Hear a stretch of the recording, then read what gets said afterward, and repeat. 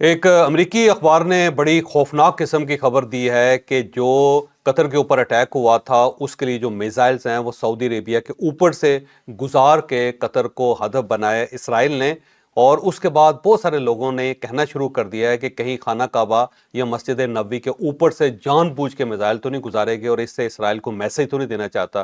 کیا واقعی ایسا ہے؟ یہ ہم پوری خبر آپ کے ساتھ آج کے شو میں ڈسکس کریں گے اور آپ کو پوری تفصیل سے بتائیں گے کہ اسرائیل نے کہاں سے میزائل چلائے تھے، سعودی عرب سے کیوں گزارے تھے، اور وہاں سے گزر کے یہ دوحہ کے اندر کیوں لگے۔ یہ پوری ڈیٹیل آپ اس ویلاگ میں ملاحظہ کیجئے گا۔ اور آج 3 جگہوں پہ حملے ہوئے اور ان حملوں میں 45 خوارج ہلاک ہو گئے، جبکہ 19 پاکستانی سولجر جوان شہید ہوئے ہیں۔ بہت بڑا نقصان ہے، اور اس نقصان کے بعد بھی اگر کوئی شخص یہ کہتا ہے کہ یہ جنگ ہماری نہیں ہے تو وہ پھر شخص ہمارا نہیں ہے۔ یہ کہاں کہاں کیا کیا واقعات ہوئے اور یہ کس چیز کا الارم بجا رہے ہیں، یہ بھی آپ کو اسی ویلاگ میں بتایا جائے گا۔ اور اس کے ساتھ ساتھ حکومت پاکستان نے سیلاب سے متاثرہ علاقوں کے لیے ایک خوشخبری کا اعلان کیا ہے، لیکن اس سے بڑی خوشخبری شاہ رخ خان نے دی ہے، جو انڈیا کے بہت بڑے ایکٹر ہیں۔ اب ان ایکٹر کا پاکستان کے سیلاب کے ساتھ کیا تعلق ہے، یہ بھی آپ کو اس ویلاگ میں پوری تفصیل سے بتائیں گے۔ اور انڈین کرکٹ بورڈ نے پاکستان کے ساتھ میچ کے بائی کاٹ کو سپورٹ کر دیا ہے۔ یہ سپورٹ کیوں مل رہی ہے، یہ بھی آپ اسی ویلاگ میں ملاحظہ کریں گے۔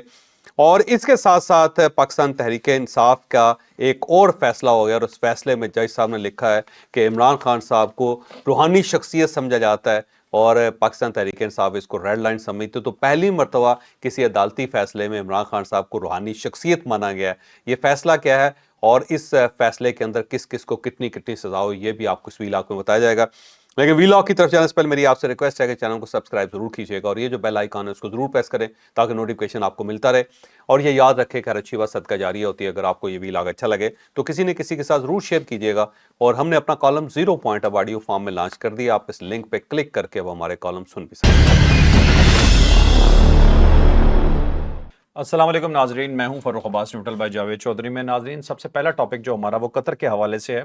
قطر پہ جب حملہ کیا اسرائیل نے تو سب سے پہلے تو یہی بتایا گیا یا یہی پتہ چلا کہ حملہ ہوا، اٹیک ہوا، اور اس وقت مشینری جو تھی شاید وہاں پہ جام کر دی گئی یا بند کر دی گئی، اندر سے ہوئی یا باہر سے کی گئی، لیکن حملہ اندر آ کے کیا گیا۔ لیکن اس کے بعد اچانک ایک سٹینس چینج ہوا اور ایسے لگا کہ یہ حملہ قطر کی حدود سے باہر کھڑا ہو کے کیا گیا تھا، سٹینڈ آف پوزیشنز کے اوپر۔ جس طرح پاکستان اور انڈیا کی لڑائی ہوئی تھی، دونوں کے جنگی طیارے ہوا میں تھے لیکن دونوں ایک دوسرے کی سرحد کو عبور نہیں کر رہے تھے، تو اسی طرح کی ایک سچویشن کریٹ کی گئی اور کہیں دور سے یہ حملہ کیا گیا۔ اس کے اوپر ایک بہت بڑی کنٹروورسی جنریٹ ہو گئی۔ اب اس کنٹروورسی میں کس حد تک صداقت ہے، کس حد تک نہیں ہے، یہ جانیں گے آج کی سٹوری میں کہ یہ حملہ ہوا کہاں سے تھا۔ اب دیکھیں، یہ وال اسٹریٹ جرنل ہے، بہت بڑا اخبار ہے یہ امریکہ کا، اور اس کی سٹوری بڑی اتھینٹک ہوتی ہے۔ اس نے یہ ریویل کیا ہے کہ یہ جو حملہ کیا گیا ہے دوحہ کے اوپر، حماس کی جو لیڈرشپ ہے اس کے اوپر، یہ میزائل داغے گئے ہیں اور یہ میزائل گزرے ہیں سعودی عربیہ کے اوپر سے۔ اب یہ امریکن اخبار کلیم کر رہا ہے، اور اس نے باقاعدہ ڈایاگرام بنا کے دکھایا کہ اس کے لیے باقاعدہ ریڈ سی کے کنارے سے یہ میزائل چلائے گئے، اور اس سے پہلے جہاز اڑے۔ یعنی کہ اب آپ کو میں بڑی مزیدار بات بتاتا ہوں۔ پہلی بات تو یہ ہے کہ سعودی عربیہ اور اسرائیل کی سرحد ملتی ہے، یہ بہت کم لوگوں کو پتا ہوگا، بلکہ جارڈن ہے، سعودی عربیہ ہے اور ساتھ اسرائیل ہے۔ یہ ایک پورٹ ہے جس کا نام عقبہ ہے۔ تو یہ عقبہ کی جو پورٹ ہے وہاں پہ تینوں ملک ملتے ہیں، سعودی عربیہ بھی ملتا ہے وہاں پہ، پھر جارڈن بھی ملتا ہے وہاں پہ، اور وہاں پہ اسرائیل بھی ملتا ہے۔ اور یہ جو پورٹ ہے یہ ریڈ سی کے اوپر ہے۔ اگر آپ اس کو تھوڑا سا بڑا کر کے دیکھو گے نا تو آپ کو نظر آ جائے گا کہ وہاں پہ لائن لگی ہوئی ہے کہ ایک سائڈ پہ سعودی عربیہ ہے، دوسری سائڈ پہ جارڈن ہے، پھر تیسری سائڈ پہ اسرائیل ہے۔ تو اگر فرض کرو کہ آپ، اور دوسرا یہ ہے کہ اگر آپ قطر کو دیکھو تو قطر جو بالکل سعودی عربیہ کی دوسری سائڈ پہ، یعنی ریاض کی دوسری سائڈ پہ، ریاض کی سائڈ سے اگر آپ دیکھو گے تو پھر دوحہ اور قطر جو ہے نا بالکل ایک دوسرے کے ساتھ، وہ بالکل سعودی عربیہ کے ساتھ ملتے جلتے ہیں۔ اچھا، یہ جو خبر اڑ رہی ہے کہ جی یہ جان بوجھ کے اسرائیل نے مسجد نبوی کے اوپر سے یا خانہ کعبہ کے اوپر سے میزائل داغے ہیں، تو مجھے اس خبر کے اندر صداقت نہیں نظر آتی۔ یہ میرا خیال ہے اسپیکولیشن زیادہ ہو سکتی ہیں، یا اس جو حملے کے میگنیچیوڈ کو بڑھانے کا ایک اس کا طریقہ ہو سکتا ہے۔ اب آنے والے دنوں میں اگر یہ وضاحت ہو جاتی ہے کہ واقعی میزائل جو تھا اس کا روٹ کیا تھا تو پھر تو یہ چیزیں کلیئر ہو جائیں گی، لیکن اگر ہم نقشے کو دیکھیں تو اس نقشے میں جو مدینہ منورہ ہے اور جو مکہ مکرمہ ہے وہ دونوں ایک سائڈ پہ رہ جاتے ہیں، ٹھیک ہے، وہ دونوں ایک سائڈ پہ رہ جاتے ہیں، اور جدہ کی سائڈ سے اور جارڈن کی سائڈ سے اگر آپ دیکھیں تو اس سائڈ سے گزرتے ہوئے، اور جو قطر ہے یا دوحہ ہے وہ ریاض کی سائڈ پہ ہے، اور ریاض کی سائڈ جو نا تھوڑی سی فاصلے کے اوپر ہے، تو ایسا ہو نہیں سکتا کہ میزائل پہلے ادھر آئے، ادھر سے آ کے پھر ریاض کے اوپر جائے اور پھر اس کو اس طرف جائے۔ لیکن اب یہ وال اسٹریٹ جرنل نے جو سٹوری دی ہے اس نے واقعی دنیا کو حیران کر دیا اور شستر کر دیا، کیونکہ دو اس کی مین ریزن ہے۔ ایک تو ریزن یہ ہے کہ سعودی عربیہ خود ایک امریکہ کا الائی ملک ہے، ٹھیک ہے، اور قطر جو ہے اس کے اندر ان کی بہت بڑی اسٹیبلشمنٹ ہے امریکنز کی، وہاں پہ جو سینٹ کام ہے اس کا جو ہیڈ کوارٹر ہے وہ وہاں پہ موجود ہے، اور یہ اس پورے ریجن کو کور کرتا ہے، اور وہاں پہ 10,000 کے قریب ان کے سولجرز بھی ہیں، اوکے، اور اتنا بڑا ان کا وہاں پہ ہیوی اسٹیبلشمنٹ وہاں پہ موجود ہے، اور جس جگہ پہ اتنی بڑی اسٹیبلشمنٹ موجود ہو تو وہاں پہ ان کے سینسرز بھی کام کرتے ہوتے ہیں، وہاں پہ ان کا سیٹلائٹ بھی ہوتا ہے۔ یہ ہو نہیں سکتا کہ اسرائیل نے اگر میزائل چلائے ہیں تو ان کے سینسرز میں نہ آئے ہوں، اور اگر یہ سینسرز میں نہیں آئے تو پھر یہ کوئی ایڈوانس ٹیکنالوجی ہے، اتنی بڑی ایڈوانس ٹیکنالوجی ہے جس کا امریکہ کو بھی پتہ نہیں تھا، اور فرسٹ ٹائم اس طرح یوز ہوا ہے کہ میزائل آئے ہیں، ان کے جہاز اڑے ہیں، پھر جہاز اڑ کے ریڈ سی کے کنارے یعنی انہیں اپنی سرحد کے اندر سے میزائل داغے ہیں، اور بیلسٹک میزائل جو ہے نا پورے سعودی عربیہ سے گزر کے، بہت ہیوج ڈسٹینس ہے، اس سے گزر کے وہ قطر میں گئے ہیں، اور نیچے ان کا کیپٹل بھی ہے ریاض، اور وہاں سے اوپر گئے ہیں، اور نہ سعودی عربیہ میں پتہ چلا ہے، نہ قطر میں پتہ چلا ہے، اور نہ امریکن سیٹلائٹس کو اس کو آئیڈینٹیفائی کر سکیں، تو یہ اس کا مطلب ہوا کہ پھر یہ کوئی اور ٹیکنالوجی ہے جو فرسٹ ٹائم دنیا کے سامنے آئی ہے۔ ٹھیک ہے، دوسرا یہ جو سعودی عربیہ ہے وہاں پہ بھی امریکنز کے بہت سارے اپنے سینسرز موجود ہیں، اس کے ساتھ ساتھ وہاں اس کے اوپر سیٹلائٹس ہیں سعودی عربیہ کے اندر، ریڈارز موجود ہیں، ڈیٹیکٹ کر ریڈارز لیتے موجود۔ ہیں، اب اگر ان کے ریڈارز میں نہیں آئے اور جو امریکنز نے ان کے سینسرز میں اگر اس کو آئیڈینٹیفائی نہیں کیا تو پھر یہ اس سے بھی زیادہ خطرناک چیز ہے۔ اس کا مطلب یہ ہوا کہ سعودی عربیہ کے اوپر سے جو اسرائیل ہے وہ کسی وقت کچھ بھی گزار کے کسی بھی جگہ اٹیک کر سکتا ہے، اور سعودی گورنمنٹ کو اس کا پتہ نہیں چلے گا۔ لیکن جو یہ ویسے حیران کن ایک خوفناک سی بات ہے۔ ایک اچھا، aspect- دوسرا اس کے جو وال اسٹریٹ جرنل نے لکھا نا ایک ڈائیگرام بنا کے، اس نے کہا جی اس کی ٹیکنالوجی استعمال کی گئی ہے کہ یہ جو میزائلز ہیں یہ اوپر گئے ہیں اور ٹاپ پہ پہنچے ہیں، یعنی کہ آپ سے سمجھو کہ اسرائیل کی اپنی حدود میں میزائل اوپر گیا، وہ کسی ملک کے اندر نہیں گیا، اور وہاں آپ کو پتہ ہے کہ یہ جو اوپر ہے نا یہ 50,000 فٹ ہے، 50,000 فٹ کے بعد یہ آکسیجن ختم ہو جاتی ہے، اور سپیس جو زمین کی اپنی گریوٹی وہ ختم ہو جاتی ہے، پھر آپ سپیس میں چلے جاتے ہیں، اس لیے جتنے جہاز اڑتے ہیں نا وہ 50,000 فٹ سے اوپر نہیں جاتے، 50,000 فٹ سے نیچے رہتے ہیں، اور جو نیچے ریڈارز ہیں اور جو سینسرز ہیں وہ اتنی ہائٹ پہ جا کے چیزوں کو سینسر نہیں کر سکتے، وہ اس سے اوپر نکل جاتے ہیں، تو اس کا مطلب یہ انہوں نے میزائل پھر اس طرح چلائے ہیں کہ وہ 50,000 فٹ کی بلندی تک گئے ہیں لیکن وہ سپیس میں نہیں گئے، اس سے پہلے جہاں پہ گریوٹی تھی وہاں پہ موجود تھی، تو اس لیئر کو انہوں نے آئیڈینٹیفائی کر کے وہاں سے انہوں نے اس طرح میزائل داغے یا اپنے علاقوں سے، اور وہ سعودی عربیہ کو پورا کراس کر کے انہوں نے ڈائیگرام بنایا اس کے اندر کر کے وہ سیدھا دوحہ کے اوپر گرے ہیں سارے۔ تو اس کا مطلب یہ ہوا کہ پھر ایک نئی ٹیکنالوجی ہے کہ جس کے تحت آپ باقاعدہ ایک کرو سا بنا کے آپ دنیا میں کسی جگہ پہ بھی اٹیک کر سکتے ہیں، اور وہ آئیڈینٹیفائی نہیں ہو سکے۔ ہاں، یہ بیلسٹک میزائل ہے، اس کی جو ٹریجیکٹری ہوتی ہے اسی ٹائپ کی ہوتی ہے، لیکن اس میں ایک چیز یہ بھی ہو سکتی ہے چوائس بگ ڈفرنٹ کہ امریکہ کو سب کچھ پتا تھا۔ اب آپ کو پتا ہے کہ قطر ہو گیا یا سعودی عرب ہو گیا تو وہاں پہ جو ان کے آپریٹرز ہیں وہ زیادہ تر امریکنز ہیں، اور جو سعودیز ہیں ان کے پاس نالج کوئی بہت زیادہ نہیں ہے۔ اگر کچھ آ رہا ہے یا نہیں آ رہا اور انہیں ان سے چھپانا مقصد ہو تو امریکنز کے لیے کوئی پرابلم نہیں ہے کہ سعودی اور قطریوں سے یہ چیز چھپائی جائے، تو اگر وہ اسٹریٹ بھی آئے ہوں گے تو یہ ضروری نہیں ہے کہ انہیں معلوم ہو۔ انہیں معلوم یہ ہو سکتا ہے کہ نیچے سے انہوں نے اپنے سارے سسٹم آف کر دیے ہوں، سعودی عربیہ کے اندر آف ہو گئے ہوں، قطر کے اندر آف ہو گئے ہوں، اور باقاعدہ لوگ جو ہیں اس کے اندر انوالو ہوں۔ لیکن اب وال اسٹریٹ جرنل کی جو رپورٹ ہے اس میں یہ کہا جاتا ہے جی کہ انہوں نے امریکن کو بتایا تھا، لیکن اس وقت بتایا جب یہ میزائل چل چکے تھے۔ اب وہ چند منٹوں کا فاصلہ ہے، اس فیصلے کے اندر آپ کچھ بھی نہیں کر سکتے، اور فوری طور پہ انہوں نے پینٹاگان کو بتایا، پینٹاگان کے لوگوں نے فوراً ڈونلڈ ٹرمپ کو بتایا، ڈونلڈ ٹرمپ نے کہا جی قطری گورنمنٹ کو بتا دیں، لیکن اس بتانے سے پہلے یہ میزائل لگ چکے تھے اور اس کے اندر وہاں پہ دھماکے ہو چکے تھے، اور لوگ جو شہید ہونے تھے وہ ہو چکے تھے۔ تو یہاں امریکنز کو بائی پاس کیا گیا، اور اگر بائی پاس نہیں کیا گیا تو پھر اس سارے معاملے میں امریکنز شامل ہیں۔ تو اب یہ دوسرا ملک آ گیا سارے، پہلے صرف قطری ایک انڈیپینڈنٹ ملک تھا قطر، اور اب سعودی عربیہ جو ایلائی ہے امریکہ کا، اور ظاہر مقدس سرزمین ہے پورے مسلمانوں کے لیے. کوئی مسلمان کلمہ گو ہے تو وہ سعودی عربیہ کے معاملے میں جہاں پہ حرمین شریفین ہیں اس سے وہ تو بڑے سینسٹیو لوگ ہیں سارے. اور اب اس کے اندر دو تھیوریز ہیں. میں پہلی بات تو یہ ہے کہ صرف تھیوریز ہیں, ٹھیک ہے. اس کے اندر حقائق نہیں ہے, کہ کوئی میرے پاس رپورٹ نہیں ہے. اب اگر خدا نخواستہ یہ واقعی مدینہ منورہ یا خانہ کعبہ کے اوپر سے گزارے گئے ہیں تو پھر تو ایک سگنل ہے, ایک میسج ہے. اور یہ اسرائیل, آپ کو پتہ ہے جو گریٹر اسرائیل ہے اس کے اندر یہ دونوں علاقے بھی شامل ہیں. جو گریٹر اسرائیل ہے جو وہ کہتے ہیں سلیمان علیہ السلام کی جو سلطنت تھی اس پہ ہم نے دوبارہ واپس جانا ہے. تو اس کے اندر یہ سعودی عربیہ کا بہت بڑا علاقہ جو ہے وہ اس گریٹر اسرائیل کا حصہ ہے. تو اگر وہ اس کو چھیڑ چھاڑ کر رہے ہیں, ہماری مقدس جو سرزمین ہے یا ہماری مقدس جو شہر ہیں ان کے اوپر سے اگر یہ جان بوجھ کے گزار رہے ہیں تو پھر تو اس کا مطلب یہ ہوا کہ انہوں نے ایک جنگ چھیڑ دی ہوئی ہے, ایک فائنل جنگ جس کی سب لوگوں نے پیشین گوئی کی تھی. تمام مذہبی کتابوں کے اندر بھی ہے کہ ایک آخری جنگ ہوگی اور اس جنگ کا نتیجہ بڑا خوفناک نکلے گا. پھر اس کا مطلب ہے کہ اسرائیل نے وہ جنگ چھیڑ دی ہوئی ہے اور وہ پھر اینڈ آف دا ورلڈ کی طرف جا رہا ہے. اور اب اگر یہ خبر غلط ہے تو تب بھی بڑی خوفناک ہے کہ انہوں نے پھر جو سعودی عربیہ کا کیپٹل ہے اس کے اوپر سے گزارا پھر, کیونکہ اس سے گزر کے ہی اس نے قطر کے اندر کرنا ہے. تو یہ دونوں چیزیں بڑی یہ بھی پاسبلٹی ہے کہ گراؤنڈ ٹو گراؤنڈ انہوں نے میزائل یوز کیے. نہیں, ایسا ممکن نہیں ہے کیونکہ پھر یہ ٹریس ہو جاتے ہیں, یہ ٹریس ہو جاتے ہیں. کیونکہ ریڈارز ہیں نا, دیکھو ریڈارز تو ہر وقت ایکٹیو ہے نا جی. فضا کے اندر کچھ بھی جائے گا, جہاز اڑ رہے ہوتے ہیں تو ریڈارز تو دیکھ رہے ہوتے ہیں. سرفیس ٹو سرفیس نہیں ہے, یہ ایئر ٹو سرفیس ہی یوز ہوئے ہیں مے بی. اور کیونکہ اس کے جو وال اسٹریٹ جرنل نے کہا ہے کہ اس میں 12 جہاز استعمال ہوئے ہیں اور F-15 ہے اور F-35 ہے, اور یہ دونوں بڑے لیٹسٹ جہاز ہیں, ماڈرن ترین ہے. F-35 تو ماڈرن ترین ہے اور امریکن ہے, دونوں امریکن ہیں. ہاں جی, اور یہ دونوں امریکن ہیں اور بالکل ان کے اسٹیلتھ ٹیکنالوجی والے ہیں جن کو ٹریس کرنا بھی ذرا تھوڑا سا مشکل ہوتا ہے. لیکن اگر امریکن سے بنایا تو ان کے پاس توڑ بھی تو ہوگا نا اس کا. تو امریکن ریڈارز تو اس کو پہچان جاتے ہوں گے کہ یہ ہمارے جہاز ہیں اور یہ اڑ رہے ہیں.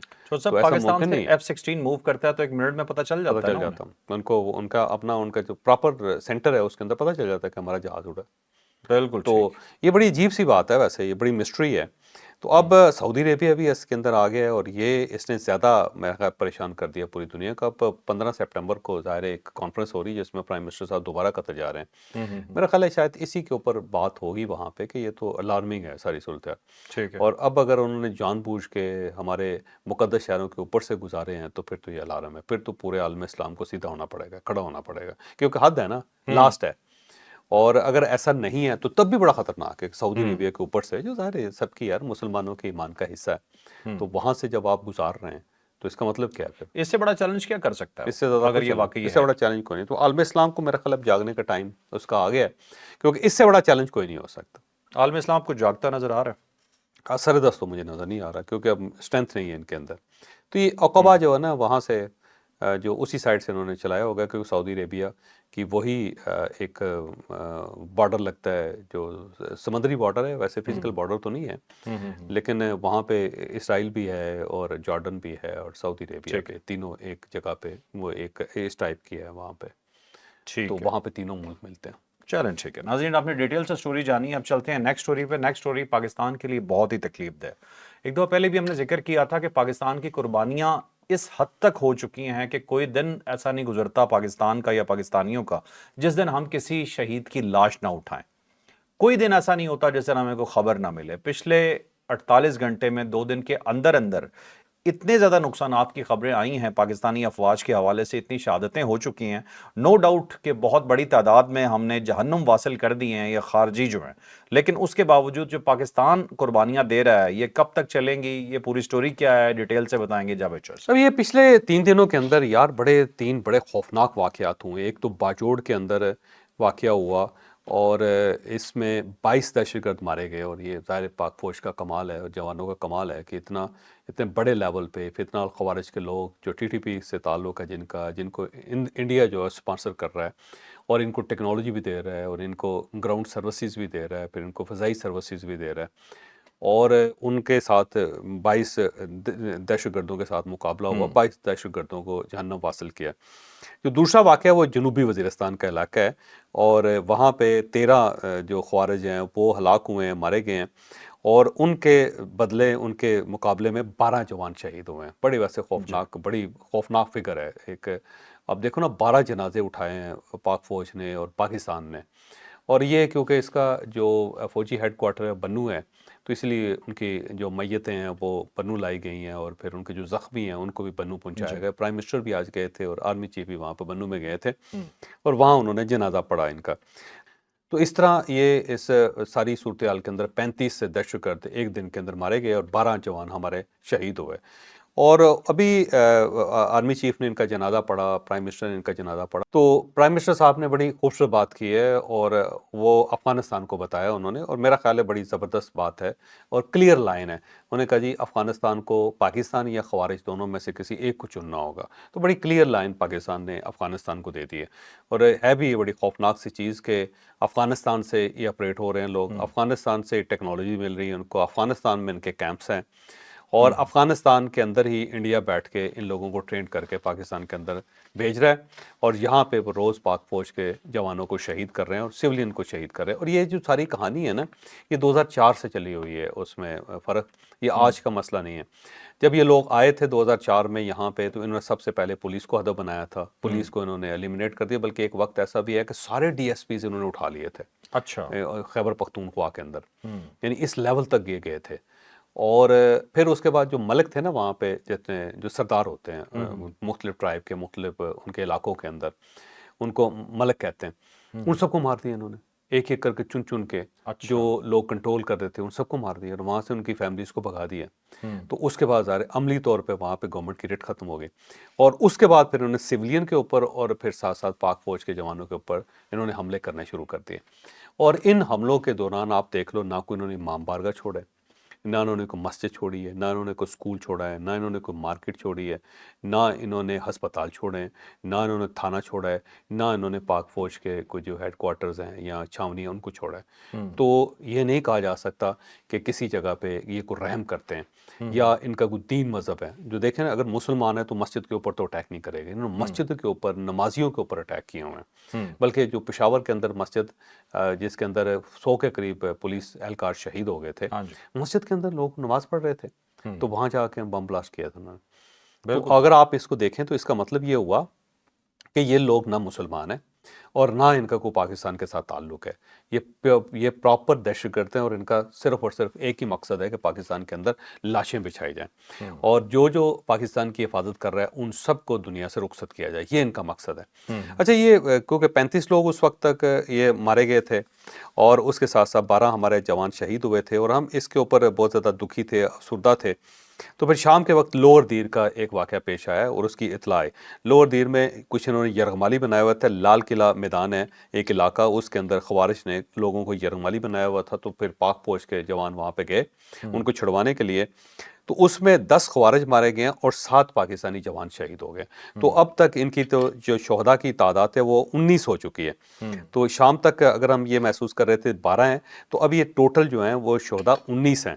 تو 19 لوگوں کی شہادت ایک دو دن کے اندر اندر بڑی خوفناک خبر ہے۔ اب بھی اگر کوئی لوگ یہ کہتے ہیں کہ جی ان کے ساتھ مذاکرات کرنے چاہیے یا افغان گورنمنٹ کے ساتھ مذاکرات کریں، بھائی اس سے آگے کیا ہو سکتا ہے؟ پراپر مذاکرات ہوئے ہیں، اور اسحاق ڈار صاحب 3 مرتبہ گئے ہیں افغانستان، تو اور اس سے زیادہ، اس سے ہائیسٹ فورم کون سا ہے؟ اور دوسرا یہ چائنا اس کے اندر انوالو ہوا ہے۔ اب خود آپ دیکھو کہ ایک یہ یہاں پہ ایک اور کانفرنس ہو رہی ہے دوشنبے میں، اور اس کانفرنس کے اندر پاکستان شامل ہے، چین شامل ہے، روس شامل ہے، ایران شامل ہے دوشنبے، اور وہ بھی اسی صورتحال کے اوپر بات کریں گے وہاں پہ کہ پالیسی، افغانستان کے مندوب آ رہے ہیں، سارے مندوب آ رہے ہیں جو افغانستان کے اندر کام کریں چاروں ملکوں کے۔ اور ساتھ ساتھ پاکستان نے اتنا سب کچھ کرنے کے باوجود بھی، امیر متقی کا یہاں پہ پاکستان کا دورہ تھا، وہ ابھی تک وہ پاکستان نہیں آئے، تو اس سے آپ خود اندازہ لگاؤ کہ ریڈ لائن کراس کر چکے ہیں یہ لوگ۔ اب اگر عمران خان صاحب کہہ رہے ہیں کہ ان کے ساتھ مذاکرات کریں یا پھر علی امین گنڈاپور صاحب کو وہاں بھیجیں، تو بھیج لیں، آپ دیکھ لیں۔ جب وہ اسحاق ڈار صاحب کی انہوں نے بات نہیں مانے، چائنا جب اس کے اندر انوالو ہوا ہے، امریکہ ان کے اندر استعمال ہوا ہے، اور وہ انوالو ہونے کے باوجود بھی یہ کسی بات پہ کھڑے نہیں ہو پا رہے، اور خوارج کو یہ سپورٹ کر رہے ہیں، تو پھر اس سے آگے کیا چیز رہ جاتے؟ کچھ بھی جو ہے ملا یعقوب کا انٹرویو تھا، وہ الٹا پاکستان پہ الزام لگا رہا تھا جی کہ پاکستان کی سرحد اگر کراس ہوتی ہے تو یہ پاکستانیوں کی ذمہ داری ہے، کیوں کرنے دیتے ہیں؟ تو پھر تو اس کا مطلب یہ ہوا کہ پھر ٹھیک ہے، لاشیں اٹھاتے رہتے ہیں، یہی ہو سکتا ہے۔ نہیں سر، پھر لاشیں اٹھائیں گے کیوں؟ پھر لاشیں گرائیں ان کی جا کے۔ پھر کب لیکن تک ہم دیکھو خیبر پختونخوا کی گورنمنٹ کو انڈرسٹینڈ کرنا چاہیے نا، جس کے لوگوں کو بچایا جا رہا ہے، جس کو وہاں پہ حفاظت کی جا رہی ہے، وہ کہتے ہیں کہ نہیں جی نہیں، اس کو آپریشن بند کریں اور مذاکرات کریں. اب ٹھیک ہے یہاں پہ آپریشن نہیں کرتے تو دیر کے اندر یہ جو لوگ یرغمالی تھے ان کا والی وارث کون تھا؟ یا شمالی وزیرستان کے اندر تو پیچھے ہٹ جاتے تو یہ جو لوگ 13 مارے گئے ہیں تو یہ کیا کرتے؟ جو سب سادہ سی بات ہے، خیبر پختونخوا میں جو پی ٹی آئی کی گورنمنٹ ہے یہ طالبان کی چاپلوسی کرتی ہے تاکہ انہیں کچھ نہ کہا جائے، صرف انہیں خوش کرنے کے لیے اس طرح کے بیان دیتے ہیں کہ ہم تمہارے حق نہیں چاہتے، تمہارے خلاف آپریشن ہو، چاہتے یہ بھی ہیں آپریشن ہو، صرف ہمت نہیں ہے سامنے آ کے کہنے اب کی. دیکھو نا اصل باجوڑ کے اندر 22 دہشت گرد مارے گئے تو ان کو چھوڑ دیتے تو کیا کرتے وہ؟ مطلب پی ٹی آئی تو شاید چھڑوانا ہی چاہتی ہوگی. پھر میں یہ کہتا ہوں بس ان کا مقصد یہ ہے پی ٹی آئی پہ اٹیک نہ کرو، باقی پاکستان کا جو کرنا کر دو. عجیب سی بات ہے بس. چلیں اب چلتے ہیں جی نیکسٹ سٹوری پہ. نیکسٹ سٹوری چوہے صاحب بہت ہی امپورٹنٹ ہے، ایک خوشخبری ہے جی. مطلب اتنی دکھی خبر کے بعد خوشخبری تو کہتے ہوئے بھی دل بجھ رہا ہے، لیکن بہرحال ایک اچھی خبر ضرور ہے. اور یہ خبر اس طرح سے ہے کہ پاکستان میں بجلی مفت ہو گئی ہے جی. کس طرح سے ہوئی ہے، یہ ہم کیوں کہہ رہے ہیں، یہ آپ کو ڈیٹیل سے بتا. اب نہیں، سیلاب سے متاثرہ علاقے جو ہے نا وہاں پہ بجلی کے جو اگست کے بل ہیں وہ معاف کر دیے گورنمنٹ نے، اور اس دوران اگر کسی کی ریکوری ہوگی یا کسی نے جمع کروا دیے ہوئے ہیں تو وہ ان کو دوبارہ واپس ہو جائیں گے پیسے، یا اگلے بل کے اندر ایڈجسٹ ہو جائیں گے. تو یہ اچھی خبر ہے کیونکہ سیلاب زدہ علاقہ ہے، لوگ اپنے گھروں کے اندر ہے نہیں، لیکن جو وابٹا کے بل ہیں وہ جو ان کے میٹر ہیں وہ چلتے رہے اور انہوں نے بل ٹھوکے ہوئے ہیں، پتہ نہیں بھوت جو اس بجلی کو استعمال کرتے رہے کیا کرتے رہے. تو اس کو بہرحال پرائم منسٹر صاحب نے جو ہے نا یہ وابٹا نے بل دے دیے تھے اور کچھ لوگوں نے بل جمع بھی کروا دیے تھے، کیونکہ ظاہر ان بیچاروں نے گھر واپس جانا، جب گھر واپس جائیں گے تو وہاں پہ میٹر ہی کٹے ہوں گے، ہو سکتا ہے کشتیوں پہ جا کے وابٹا جا کے میٹر کاٹ کے آ جائے. تو اب پرائم منسٹر صاحب نے معاف کر دیا، بڑا دل کیا. لیکن اس کے ساتھ ساتھ انڈیا کے اندر شاہ رخ کی خبر آئی ہے یار، وہ بڑی اچھی خبر ہے کہ اس سے پنجاب کے جو متاثرہ دیہات ہیں ان کے اندر جو 1500 لوگ ہیں جو لوگ متاثرہ ہوئے ہیں، ان 1500 خاندان ان کو اس نے اون کر لیا. انہوں نے کہا جی ان کا تمام نان نفقہ، ان کی بحالی جو ہے وہ میرے ذمہ ہے. تو انڈیا کے اندر یہ ویسے بڑی زبردست قسم کی میں چینج دیکھ رہا ہوں کہ جہاں جہاں سیلاب سے متاثرہ علاقے ہیں وہاں جو ان کی لیڈس ہیں، جو ان کے اداکار ہیں، جو ان کے پلیئرز ہیں، جو ان کے سپورٹس مین ہیں، جو ان کے بزنس مین ہیں، وہ بہت زیادہ مدد کرنا شروع کر دیا انہوں نے. اب پاکستان کو بھی میرا خیال ہے جتنے یہاں پہ سیلیبریٹیز ہیں ان سب کو ایفرٹ کرنی چاہیے. کوئی زیادہ نہیں تو ایک دو خاندان بھی اگر یہ اپنے ذمہ لے لیں، یا 5 خاندان بھی ذمہ لے لیں تو بہت بڑی تبدیلی آ سکتی ہے. میرا خیال ہے جو یہاں پہ ایکٹر ہیں، جو پاکستان کے پلیئرز ہیں، ان سب کو بھی شرم کرنی چاہیے. شاہ رخ خان کو ہی دیکھ لیں کہ وہ بندہ اگر ایک بڑا دل کر کے 1500 خاندانوں کو ایک بندہ اگر اون کر رہا ہے تو بڑی بات ہے ویسے. اچھا چوہے صاحب، پی ٹی آئی نے کوئی کال دی ہے اس حوالے سے، کوئی فنڈ ریزنگ کی سیلاب زدگان کے حوالے سے؟ اس مرتبہ نہیں، بالکل نہیں، جبکہ ہر مرتبہ عمران خان صاحب یہ کیا کرتے تھے. تو مجھے لگتا ہے کہ شاید عمران خان صاحب شاید اندر ہیں تو پی ٹی آئی نے سوچا کہ پیسے چندہ اکٹھا کرنا تو انہیں کا کام تھا. ہاں وہ بھی، اور پھر پاکستان کیا کرنا ہے جب خان اندر ہے. کیمپس بھی نہیں لگائے انہوں نے. ہاں جی بالکل صحیح ہے جی. یہ آپ اختلاف کرتے ہیں پی ٹی آئی کا میرے حوالے سے، لیکن میں انہی حرکتوں کی وجہ سے نہیں، میں اس لیول پہ نہیں جانا چاہتا یار. پولیٹیکل پارٹیز بڑی مشکل سے بنتی ہیں یار، میں آپ کو سیریسلی کہہ رہا ہوں. ان کو اس طرح ڈیمیج نہیں کرنا چاہیے. اگر وہ ملک کو ڈیمیج نہ کریں تو وہ کریکشن ہونی چاہیے ان کی، لیکن یہ نہیں ہے کہ بالکل مکمل طور پہ ڈیمالش کرنا. نہیں، ڈیمولش نہیں، سدھرنا بہت ضروری ہے. چلیں اب چلتے ہیں جی اگلی سٹوری پہ. بھارتی کرکٹ بورڈ کے حوالے سے جی، بھارتی کرکٹ بورڈ کی بینڈ بجا کے رکھ دی ان کی اپنی عوام نے. انہوں نے سمجھ نہیں آ رہا اب کریں کیا. پاکستان اور انڈیا کا میچ ہو رہا ہے، لیکن وہ اب کیا کر رہے ہیں جی کہ اپنا دوگلا فیس دکھا رہے ہیں. بھارتی کرکٹ بورڈ بائیک آؤٹ کر دیا. کس چیز کا، ڈیٹیل سے بتاتے ہیں. اب دیکھیں انڈیا کے اندر ایک کمپین چل رہی ہے کہ پاکستان کے ساتھ میچ نہیں ہونا چاہیے انڈین ٹیم کا، اور باقاعدہ اتنی زیادہ کمپین چل رہی ہے سوشل میڈیا کے اوپر کہ لوگ ذرا بیک فٹ کے اوپر ہیں. تو اس پریشر میں آ کے بھارتی کرکٹ بورڈ جو ہے اس نے بھی میچ دیکھنے سے انکار کر دیا. اب ان کا کوئی بھی شخص جو ہے اس میچ کو دیکھنے کے لیے جس میں ان کی اپنی ٹیم کھیل رہی ہے جانے کے لیے تیار نہیں ہے. بلکہ ان کے جو کرکٹ بورڈ کے جو اس وقت ان کے بڑے ہیں وہ سارے کے سارے کہیں کوئی امریکہ نکل گیا ہے، کوئی انگلینڈ نکل گیا ہے، کوئی بیمار ہو گیا ہے، کسی کو بخار ہو گیا، کسی کی ٹانگ میں درد ہو گیا ہے، کسی کی اماں ہسپتال پہنچ گئی. تو سب لوگ نہ بہانہ کر کے وہ کہہ رہے ہیں کہ ہم نہیں جا رہے اور یہ میچ جو ہے وہ صرف ہماری ٹیم ہی کھیلے گی. تو اب ٹیم وہاں پہ ہے، پاکستانی ٹیم ہے، پاکستان کے لوگ تو ظاہر جائیں گے اور میدان کے اندر پھر ایک سائڈ پہ انڈین ہوں گے، دوسری سائڈ پہ پاکستانی ہوں گے، پاکستانی بے کر رہے ہوں گے ان کی. اور اگر یہ میچ پاکستان جیت گیا تو پھر آپ خود اندازہ لگاؤ کہ آپ یہ سمجھ لو کہ یہ ایک اور 10 مئی ہو گیا ان کے لیے.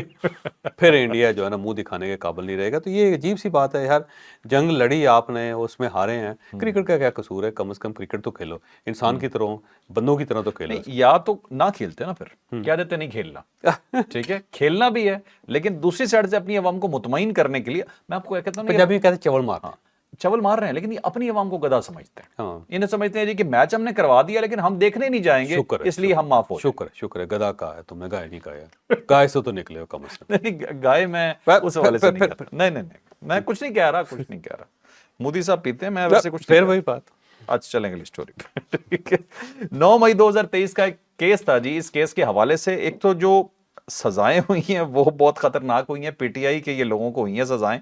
اور ایک بڑے اسپیشل ریمارکس تو نہیں کہیں گے، یہ فیصلے کے اندر لکھا ہوا ہے تفصیلی یہ فیصلہ تھا. اور میں تو دیکھ کے تھوڑا سا یہ ہوں کہ ایک چیز کا ادراک کیا گیا. میں بتا نہیں سکتا، کمزور آدمی ہوں. چوائس صاحب بتائیں گے جی کیا بات ہوئی. اب یہ انسدادی دہشت گردی عدالت جو ہے لاہور کی، اس نے سزا سنا دی ہے. منظر علی گل صاحب ان کے جج ہیں، ان کا یہ فیصلہ 125 صفحات کا بڑا تفصیلی فیصلہ ہے اور 9 مئی 2023 کا کیس ہے. اور اس کے اندر 39 ٹوٹل ملزم تھے، ان میں سے 21 کو بری کر دیا گیا، 18 کو سزا ہو گئی. اور اس میں شاہ محمود قریشی صاحب جو ہے اس میں بھی رہا ہو گئے ہیں، باعزت بری ہو گئے. شاہ محمود قریشی صاحب آ رہے ہیں باہر، اچھا آ رہے ہیں، بس نوری نت آیا ہے جلدی. اور اس کے بعد دیکھتے ہیں کیا ہوتا ہے. اور یہ الزام تھا کہ جج کی اسکواڈ کی گاڑی جو تھی ان لوگوں نے اس کو پکڑ کے اس کو جلا دیا تھا. ٹھیک ہے. اس کا یہ کیس تھا. اور اس کے اندر جو صنم جاوید صاحب ہیں، محمد صدیق ہے، طیب علی ہے، سید فیصل ہے، ظریف خان ہے، اور ان سب کے دائمی وارنٹ جاری کر دیے گئے ہیں کہ ان سب کو پکڑیں، لے کے آئیں ان کو عدالت میں اور ان کو سزا دیں. اس کے ساتھ ساتھ عمر سرفراز چیمہ، یاسمین راشد صاحبہ، میاں محمود الرشید اور اعجاز چودھری صاحب جو ہیں، ان کو مجموعی طور پہ 48 سال قید کی سزا ہوگی. بہت زیادہ سزا ہے. مجھے لگتا ہے بزرگ لوگ ہیں یہ، اتنی لمبی سزائیں جو اگر ان کو ملایا جائے تو مجھے لگتا ہے 100 سال کی تو سزا ہوگی. اکٹھی سے ہو جائیں گی اور سزائیں شروع. ساری ہاں کٹھی شروع ہو جائے گی. لیکن جو بھی ہے یار زیادتی یار ان کے ساتھ، یہ میرا خیال ہے یہ اتنا بڑا جرم ان کا ہے نہیں جو ان کو سزائیں مل رہی ہیں. پولیٹیکل ورکر ہیں، پارٹی کو بھی شرم آنی چاہیے یار. اپنے لوگ آپ نے اندر چھوڑے ہوئے ہیں. وہاں پہ یاسمین راشد صاحب نے قائدین کو خط لکھ دیا کل، یہ آپ کو پتا ہو؟ نہیں مجھے قائدین کو خط لکھ دیا. انہوں نے کہا جی آپ نے پاکستان بنایا، میں جیل کے اندر ہوں. انہوں نے عجیب صاحب، میں علامہ اقبال صاحب کو بھی لکھ دینا چاہیے ان کو. اس طرح نہیں، لیکن میں یاسمین راشد صاحبہ کے ساتھ ہوں. عمر سرفراز چیمہ صاحب جو ہے نا، مجھے یہ پولیٹیکل ورکر ہیں، مجھے ان سے واقعی ہمدردی ہے. پارٹی نے فراموش کر دی ہے لیکن میں ان کو فراموش کرنے کے لیے تیار نہیں. ان کے ساتھ رعایت ہونی چاہیے. ٹھیک ہے. خدیجہ شاہ جو ہے نا، اس کے بارے میں وہ اس کو بھی کہا ہے کہ گرفتار کر کے لائیں. ٹھیک ہے. اور جو فیصلے میں بات کی گئی ہے، فیصلے بڑے چلاک آدمی. اس میں انہوں نے کہا جی کہ یہ عمران خان صاحب کے جو ماننے والے ہیں وہ ان کو روحانی شخصیت سمجھتے ہیں اور ساتھ ساتھ وہ ان کو ریڈ لائن سمجھتے ہیں اپنے، اور اپنی روحانی شخصیت جو ہے نا اس کو بچانے کے لیے کسی بھی لیول پہ جا سکتے ہیں. یہ تو کسی عدالت نے پہلی مرتبہ عمران خان صاحب کے بارے میں یہ فرمایا کہ یہ جی اس کو روحانی شخصیت مانا ان جاتا کے ہے، فالوورز ہونا روحانی ان کو شخصیت فالوورز مانے جاتے ہیں. جج صاحب نہیں مان رہے، جج صاحب کے پیچھے نہ لگ جاؤ آپ. نہیں جج صاحب نے کہا ہے کہ ان کے فالوورز تو جو روحانی شخصیت فرما دیتی ہے نا، یہ لوگ پھر اپنے اوپر فرض سمجھتے ہیں کہ جو انہوں نے یہ کام کرنا. الوی صاحب کا امریکہ والا بیان یاد ہے آپ کو؟ چھوڑ دو، معاف کر دو، بزرگ ہیں یار سچ. چلیں ناظرین، یہ تو آج کا ویلاگ یقیناً آپ کے لیے انفارمیٹیو رہا ہوگا. لائک شیئر سبسکرائب کرنا بالکل نہیں بھولیے گا. اجازت دیجیے. اللہ حافظ. پاکستان زندہ باد.